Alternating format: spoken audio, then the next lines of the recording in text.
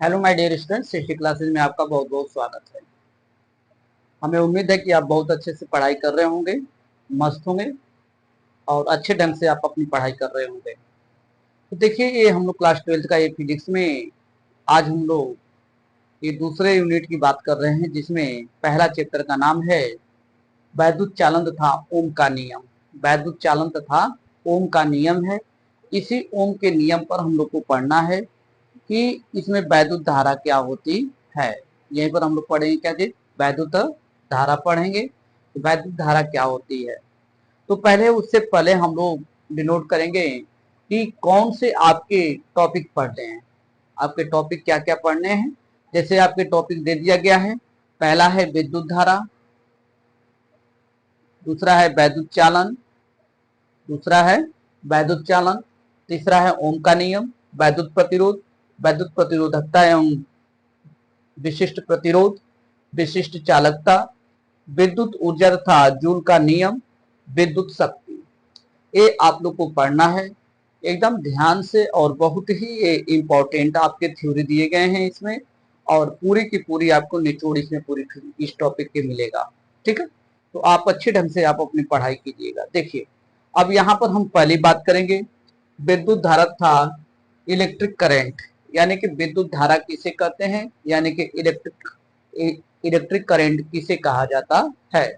इस चीज का अब हम लोग को ध्यान देना है यहाँ पर। ठीक है, तो अब विद्युत धारा किसे कहा जाता है, अब ध्यान देखिए। जैसे कहा जाता है कोई एक प्रकार का चालक होता है, यह एक क्या है, चालक है। ठीक है, यह चालक है, यह इसका ए सिरा है और यह जो है आपका बी सिरा है। इसका इसका क्या है, ये बी सिरा है।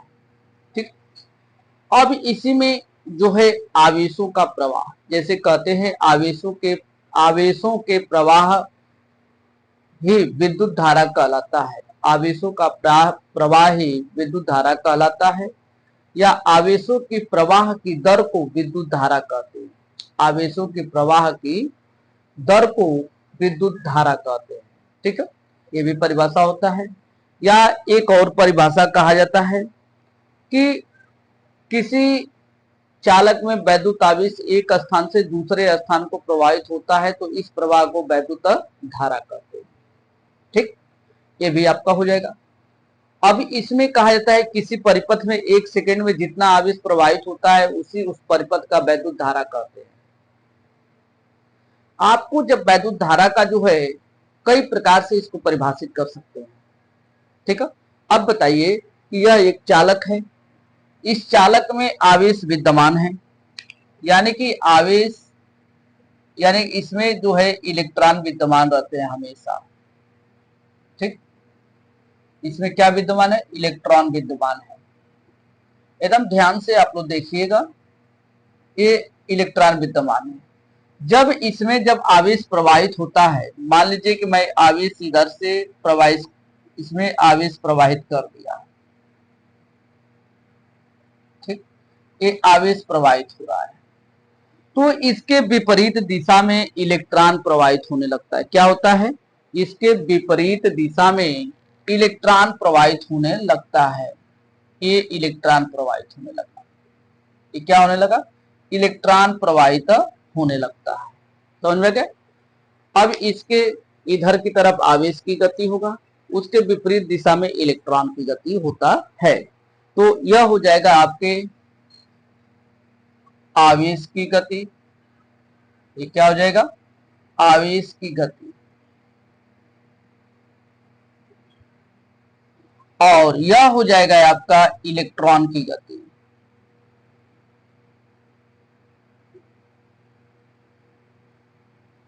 इलेक्ट्रॉन की गति, ध्यान दीजिएगा एकदम। ये क्या हो गया, ये हो गया आवेश की गति और ये हो गया आपका इलेक्ट्रॉन की गति। यानी कि आवेश की गति जो होती है, जो है आवेश के विपरीत दिशा में इलेक्ट्रॉन की गति होती है।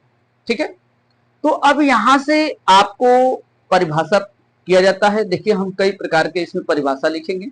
अब यहीं पर एकदम समझिएगा, जब एक आवेश जो है एक स्थान से दूसरे स्थान तक को प्रवाहित होता है तो उसे भी हम वैद्युत धारा कहते हैं। ठीक, अब बताइए कि एक स्थान से दूसरे स्थान तक जाने में उसे समय लगेगा कि नहीं लगेगा? लगेगा। जो भी समय लगे, 1 सेकेंड लगे, 2 सेकेंड लगे, नैनो सेकेंड लगे, कितना भी लग सकता है उसको। ठीक है, तो वही जब एक स्थान से जब दूसरे स्थान तक जब धारा प्रवाहित यानी कि विद्युत आवेश प्रवाहित हो जाता है तो उसे हम वैद्युत धारा कहते हैं।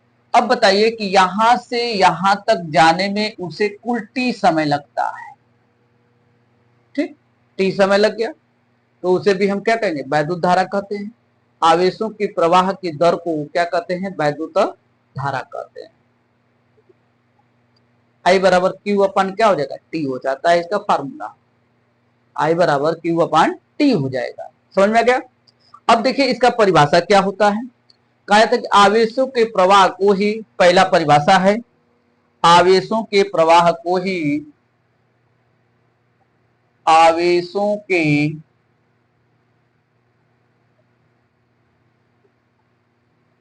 प्रवाह को ही विद्युत धारा कहते हैं,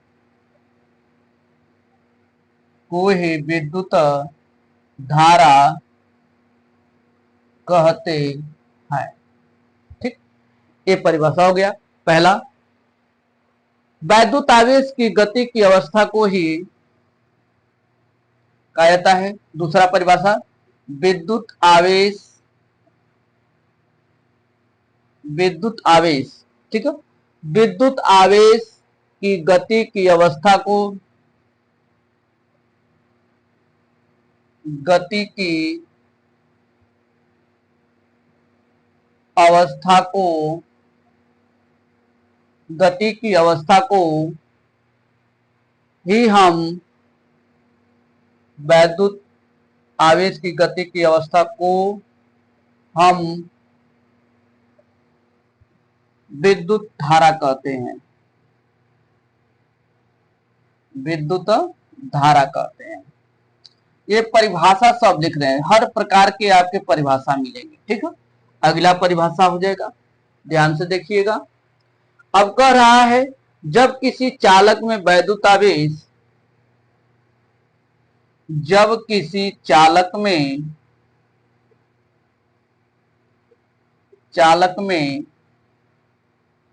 विद्युत आवेश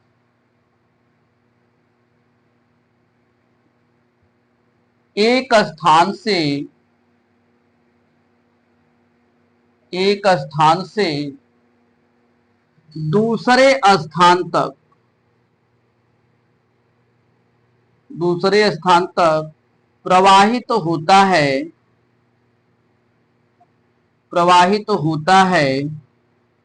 उसे विद्युत धारा कहते हैं, उसे विद्युत धारा कहते हैं। जब किसी चालक में विद्युत आवेश एक स्थान से दूसरे स्थान तक प्रवाहित होता है, इस प्रवाह को विद्युत धारा कहते हैं। ठीक, यहीं पर लिखेंगे कि इसे स्मॉल आई से प्रदर्शित करते हैं, इसे स्मॉल आई से प्रदर्शित करते हैं। हो जाएगा, प्रदर्शित हो गया। अब यहां पर आपको प्रदर्शित करने के लिए कहा था, तो हमने कहा कि जब एक स्थान से जब दूसरे स्थान तक जब कोई भी आवेश प्रवाहित होता है तो इसी प्रवाह को ही कहा जाता है विद्युत धारा। इसे ही क्या कहा जाता है? विद्युत धारा कहा जाता है। समझ में आ गया? तो अब यहीं पर आपको देखना है कि वैद्युत धारा की माप क्या होती है। ठीक, वैद्युत धारा की माप आवेश प्रवाह से की जाती है। वैद्युत धारा की माप किससे की जाती है? आवेश प्रवाह से की जाती है। अब ध्यान दीजिएगा, यहीं पर लिख रहे हैं विद्युत धारा की माप, विद्युत धारा की माप आवेश प्रवाह से की जाती है। आवेश प्रवाह से की जाती है, आवेश प्रवाह से की जाती है। समझ में आ गया? आवेश प्रवाह से की जाती है। अब यहीं पर आपको एक और मैं वैद्युत धारा का परिभाषा लिखूंगा। कहा जाता है कि किसी परिपथ में एक सेकेंड में जितना आवेश प्रवाहित होता है उसे ही उस परिपथ का विद्युत धारा कहते हैं। ठीक, लिखेंगे किसी परिपथ में, किसी परिपथ में एक सेकेंड में, एक सेकेंड में जितना आवेश प्रवाहित होता है, जितना आवेश प्रवाहित होता है, प्रवाहित होता है, ठीक, जितना आवेश प्रवाहित होता है उसे ही उस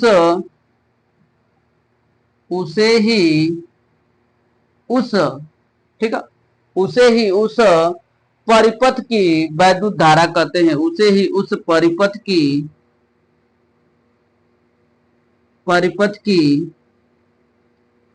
विद्युत धारा कहते हैं, विद्युत धारा कहते हैं। ठीक, कहते हैं। यहां से हो गया। अब ध्यान दीजिए कि अब तो ये आपका वैद्युत धारा का ये परिभाषा हो गया। ठीक, समझ में आ गया। अब मैं इसी में तमाम प्रकार के आपने के लिए हर प्रकार से मैं वैद्युत धारा का जो है परिभाषित मैं कर दिया।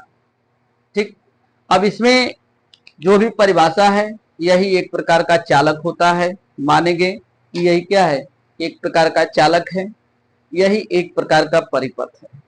ठीक, तो इसमें यह सिरा ए है, यह सिरा बी है।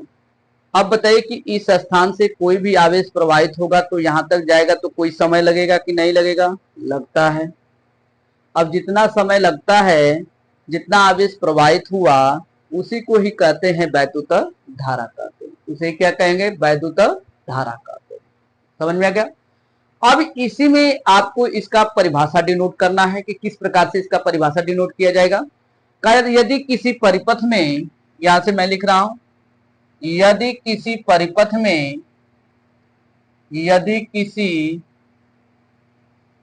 परिपथ में स्मॉल टी समय में, स्मॉल टी समय में क्यू आवेश, क्यू आवेश प्रवाहित, ठीक, क्यू आवेश प्रवाहित हो तो, प्रवाहित हो तो परिपथ में, परिपथ में कुल, परिपथ में विद्युत धारा, परिपथ में विद्युत धारा। ठीक, तो धारा बराबर, यानी कि विद्युत धारा बराबर फार्मूला होता है विद्युत धारा बराबर आवेश, प्रवाहित आवेश बटा में प्रवाहित आवेश बटा समय, प्रवाहित होने में लगा समय, ऐसे लिखेगा, प्रवाहित होने में लगा समय, प्रवाहित होने में लगा समय। ठीक, विद्युत धारा को हम I से प्रदर्शित करते हैं, आवेश को Q से प्रदर्शित करते हैं, लगा समय को T से प्रदर्शित करते हैं। ठीक, हो गया। अब यहां से निकालेंगे इसका मात्रक, यहां से मात्रक निकालेंगे, मात्रक हो जाएगा कूलाम प्रति सेकेंड हो जाएगा। अन्य मात्रक एम्पियर होता है, अन्य मात्रक एम्पियर होता है। क्या होता है? एम्पियर, जिसको हम ए से प्रदर्शित करते हैं। ठीक, अब यहां पर हो गया। अब इसमें कहा जाता है कि यह कौन सी राशि है। ठीक, राशि कौन सी है, यहां पर राशि का नाम लिखेंगे। राशि कौन सी हो जाएगी? आपकी अदिश राशि होती है। कौन सी राशि हो जाएगी? अदिश राशि हो जाएगी। ठीक, अब यहां से हो गया। अब ये वैद्युत धारा है, इसको नोट कीजिए फटाक से, शॉर्ट स्क्रीन कीजिए, आगे चला जाए। ठीक,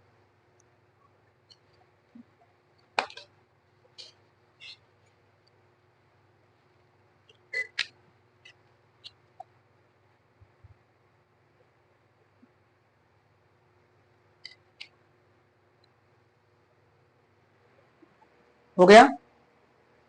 देखिए, अब यहीं पर बात किया जाता है कि हमारी जो मात्रक दिया है 1 एम्पियर के बराबर में कूलाम प्रति सेकेंड होता है। ठीक है, तो यहीं पर लिखेंगे कि 1 एम्पियर बराबर, 1 एम्पियर बराबर आपका हो जाएगा कूलाम, कूलाम प्रति सेकेंड होता है। ठीक, ये बराबर होते हैं इसके, ध्यान से एकदम देखना है। ठीक है, अब यहां पर दिया गया है कि अब आगे की तरफ, ठीक है, जैसे हम जानते हैं कि, ठीक है, हम जानते हैं कि धातुओं में वैद्युत धारा इलेक्ट्रॉनों के प्रवाह से होता है। धातुओं में जो वैद्युत धारा जो उत्पन्न होता है ये इलेक्ट्रॉनों के प्रवाह से होता है। जैसे हमारा चांदी हो गया, ठीक, एल्युमिनियम हो गया, लोहा हो गया, ये सभी जितने भी हमारी धातुएं हैं सभी विद्युत के क्या होती हैं? कुछ सुचालक होती हैं। क्या होती हैं? विद्युत के सुचालक होती हैं। अब इसमें जब विद्युत के सुचालक होती हैं तो उसमें इलेक्ट्रॉनों का प्रवाह होता है। क्या होता है? इलेक्ट्रॉनों का प्रवाह होता है। तो एक इलेक्ट्रॉन पर आवेश का मान आप पढ़ें कि 1.6 इंटू 10⁻⁻19 कूलाम होता है। और इसके जो है एक कूलाम आवेश के लिए जब इसका मान निकालते हैं तो इसका पूरे इलेक्ट्रॉनों की संख्या आती है 6.25 इंटू 6.25 इंटू 10⁻18 इलेक्ट्रॉन जो है प्रवाहित होने लगते हैं। यानी कि धारा के विपरीत दिशा में इतने इलेक्ट्रॉन प्रवाहित होते हैं। देखिए यहां से दे दिया गया है, इसी चीज को हमने पढ़ेंगे कि यह एक प्रकार का धातु रखा गया है। इसी धातु में हमें इलेक्ट्रॉनों का प्रवाह करना है, यानी कि जो भी इलेक्ट्रॉन का प्रवाह होता है उसी से हमारा विद्युत धारा उत्पन्न होता है। अब इसी पर कहा जा रहा है कि यदि इसमें बहुत सारे इलेक्ट्रॉन हैं तो इस पर एक इलेक्ट्रॉन पर आवेश का मान कितना होता है? तो इस पर एक इलेक्ट्रॉन का मान हो जाएगा 1.6 इंटू 10⁻⁹ कूलाम होता है। जब इसको आवेश में जब हम कूलाम में प्रदर्शित करते हैं तो इस पर एक कूलाम के लिए जब निकाला जाता है इसका मान, तब उसका मान आ जाता है 6.25 इंटू 10⁻18 कूलाम आ जाता है, यानी कि इलेक्ट्रॉन आ जाता है। इतना इलेक्ट्रॉन प्रवाहित करता है। ठीक है, तो यहीं पर हम लोग पढ़ेंगे। इसको मैं मिटा दे रहा हूं, ये जो आपको दिया गया था। ठीक है, देखिए ध्यान से देखिएगा, आप पढ़ेंगे। ठीक है, अब यहीं पर पॉइंट है। ठीक है, पॉइंट दिया गया है कि धातुओं में वैद्युत धारा इलेक्ट्रॉनों के प्रवाह से होता है। धातुओं में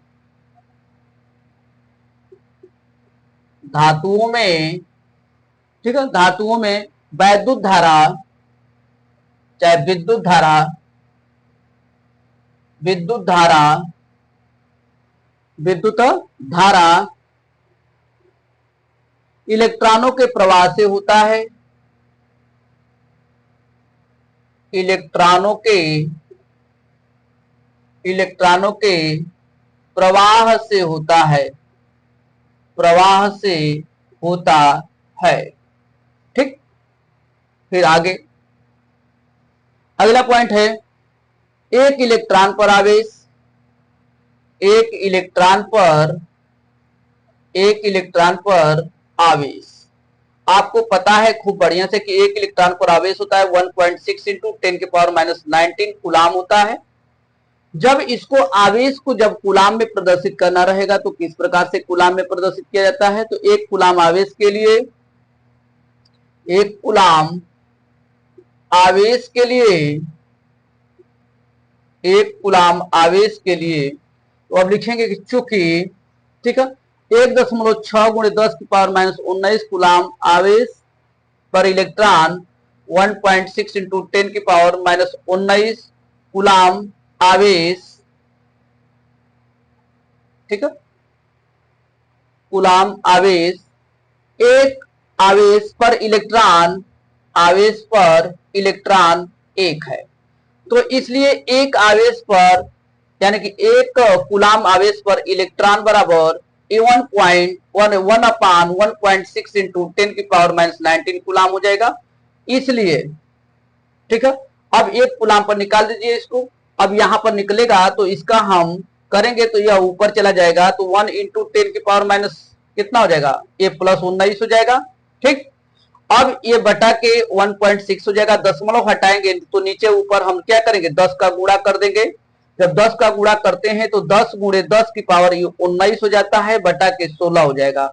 अब यहां से एक शून्य हटा दें, यानी कि एक हाथ हटाएंगे तो ये 18 हो जाएगा। तो ये पूरा का पूरा कितना हो जाएगा आपका? 100 हो जाएगा।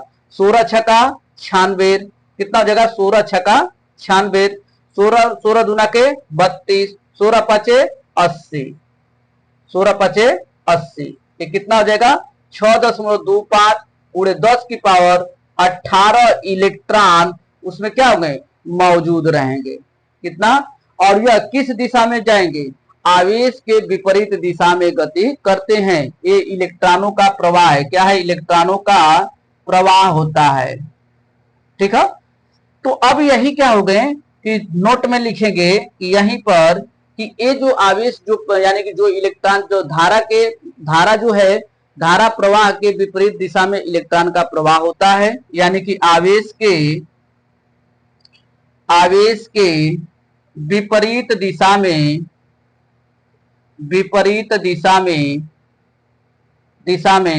प्रवाह होता है। विपरीत दिशा में प्रवाह होता है। हो गया। अब ये विपरीत दिशा में प्रवाह हो गया। ठीक है, अब यहीं पर ये दे दिया गया इसका, तो ये पूरा हमने आप लोग को वैद्युत धारा पढ़ा दिया।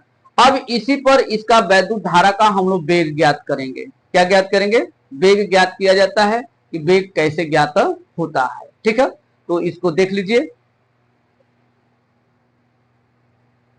अब इसमें क्या दिया गया है कि कोई एक चालक है, चालक जो है L लंबाई का है। क्या है? L लंबाई का है। तो अब यहां से ए बिंदु से बी बिंदु तक जाने में इसे कुल समय t लग रहा है, तथा इसका आपने निकाला था कि जब आवेश जो है, आवेश के विपरीत दिशा में इलेक्ट्रॉनों की गति होती है और चालक की लंबाई L है। चालक की लंबाई क्या है? L है। तब उसमें उसका वेग कितना होगा? कण का वेग, यानी कि इसका हमें वेग ज्ञात करना है कि इसकी वेग जो है किस प्रकार से निकलेगा, तब उसका धारा कितनी प्रवाहित होती है। तो अब इसी में कहा गया कि जब किसी चालक से वैद्युत धारा प्रवाहित होता है तो चालक आवेशित नहीं होता है। जब उसमें किसी चालक से, यानी जब किसी चालक से वैद्युत धारा को जब हम प्रवाहित करते हैं तो उसमें जो चालक जो होता है वो आवेशित नहीं हो पाता है। तब कहता है कि गति करता हुआ मुक्त आवेश अथवा आवेशित कण वैद्युत धारा के तुल्य के बराबर होती है। यानी जितना आपकी धारा प्रवाहित होगी उतना ही आवेशित होगा। ठीक, जितना धारा प्रवाहित होगी उतना ही आवेशित होगा। अगर धारा नहीं प्रवाहित होगी तो आवेशित नहीं होगा। तो ये अब यहां पर ये बताया गया है। तब कह रहा है कि यदि आवेश Q से आवेशित कोई कण स्मॉल t समय में स्मॉल l दूरी तय करता है। क्या चीज? स्मॉल l दूरी तय करता है, तब इसका तुल्य वैद्युत धारा कितना होगा? यहां पर निकालेंगे तुल्य वैद्युत धारा। यहीं से हो जाएगा तुल्य विद्युत धारा। तुल्य विद्युत धारा, आपने धारा I बराबर Q/T पढ़े हैं, इक्वेशन नंबर 1 हो जाएगा। कितना हो जाएगा? इक्वेशन नंबर 1 हो गया। अब बताइए कि जब यहां से कण जब चलना प्रारंभ कर रहा है, जब बिंदु B तक जा रहा है, तो यह किस वेग से जा रहा है? वेग तो बताना पड़ेगा, तभी तो उसी के आधार पर हमारा आवेशित होगा। अगर वेग नहीं रहेगा तो आवेशित कैसे कर पाएंगे कि कितने समय में यह आवेशित हो रहा है। ठीक है, तो अब यहां से जब कोई भी कण बिंदु बी तक चलना प्रारंभ करता है, पहुंचता है, तब वह किस वेग से पहुंच रहा है। तो यहीं से कण की चाल निकालेंगे। कण की चाल, कण की चाल, चाल को हम भी से प्रदर्शित करेंगे। किससे? भी से। तो भी बराबर सूत्र होता है, यानी कि चाल बराबर दूरी बटा के क्या होता है? समय होता है। क्या होता है? दूरी बटा के समय। तो हम भी बराबर लिख सकते हैं कि भी बराबर दूरी को हम यल कर देंगे और समय को हम टी कर देंगे। हो गया? दूरी बटा के समय। अब यहीं से समय बराबर निकालेंगे तो समय यानी कि टी बराबर एल अपान भी हो जाएगा। एल अपान भी हो जाएगा। इसी को मान दीजिएगा आप, समीकरण नंबर कितना हो जाएगा? 2 हो जाएगा। ठीक। अब देखिए लिखेंगे कि समीकरण 2 से टी का मान समीकरण नंबर 1 में रखने पर लिखेंगे। समीकरण 2 से टी का मान, टी का मान समीकरण 1 में रखने पर, समीकरण 1 में रखने पर, जब समीकरण 1 में रखा जाएगा, यहां पर आई बराबर निकला है, आई बराबर हो जाएगा, आई बराबर ये हो जाएगा, क्यू हो जाएगा, और टी का वैल्यू आपका हो जाएगा एल अपान भी हो जाएगा। हो गया? एल अपान भी। अब यही भी जो है आपको एकदम ऊपर चला जाएगा, तो यही निकल जाएगा आई बराबर क्यू भी अपान एल हो जाएगा। यही है आपका फार्मूला। तब उसमें किस वेग से कितनी लंबाई में कितनी धारा प्रवाहित होती है। अब यही आपका पूरा हमने वैद्युत धारा आपको पढ़ा दिया। क्या हो गया? ये पूरा जो है वैद्युत धारा मैंने आपको समझा दिया कि वैद्युत धारा किसे कहते हैं। आपने पीछे भी पढ़ लिया, फिर इसको आपने देख लिया कि इसमें कितना, किस वेग से कितनी लंबाई की कितनी धारा प्रवाहित हो रही है। समझ में आ गया? तो अब यहीं से आपका आगे का चैप्टर चलेगा। अब ध्यान में रहिएगा और डेली का डेली ये क्लासेस चलती रहेंगी। ठीक है? ओके, हमारे चैनल को लाइक शेयर सब्सक्राइब करते रहिए। एकदम समझ में आ गया तो एकदम आग दिल का चिल्लाना बनाते रहिएगा। एकदम बहुत बढ़िया से आपको समझाया जाएगा। धन्यवाद।